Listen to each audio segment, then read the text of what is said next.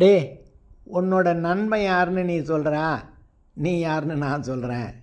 இப்படி ஒரு செய்தியை நம்ம நீண்ட நாளாக கேட்டுக்கிட்டு இருக்கோம். இது ஒரு கருத்தின் அடிப்படையில் தாங்க இந்த செய்தி உலவிக்கிட்டு இருக்கு.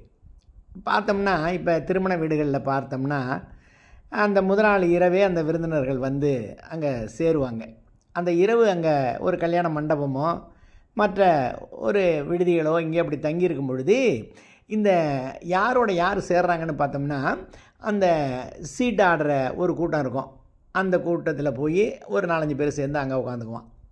இந்த அரசியல் பேசுகிறவங்ககிட்ட போய் அங்கே 2 பேர் உட்காந்துக்குவான். இந்த சினிமா பற்றி பேசுகிறது, இலக்கியங்களை பற்றி பேசுகிற ஒரு நல்ல செய்திகளை பேசக்கூடியது, இப்படிலாம் யார் எதன் மீது விருப்பம் இருக்காங்களோ அவங்கெல்லாம் போய் அவங்கள்ட்ட சேர்ந்துக்கிறது இயல்பு. அது மாதிரி வாழ்க்கையிலையும் பாருங்கள், யாரோட யார் சேர்ந்துருக்கிறாருங்கிறத பார்த்தே நம்ம அவங்க யார் அப்படிங்கிறத முடிவு பண்ணிட முடியும்.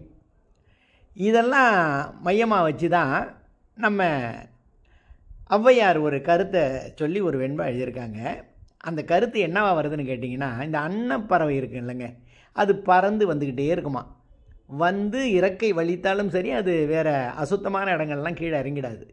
அது அந்த நல்ல தாமரை பூக்கள் பூத்திருக்கின்ற அந்த மாதிரி குளத்தில் தான் வந்து அது இறங்கும். அது மாதிரி கற்றவர்களை கற்றவர்கள் விரும்பி தான் நாடி போய் சேருவாங்களாம். அந்த முரட்டு ஆளுங்களோட முரட்டு ஆளுங்க, மூர்க்கர் அவங்க போய் அங்கே சேருவாங்களாம்.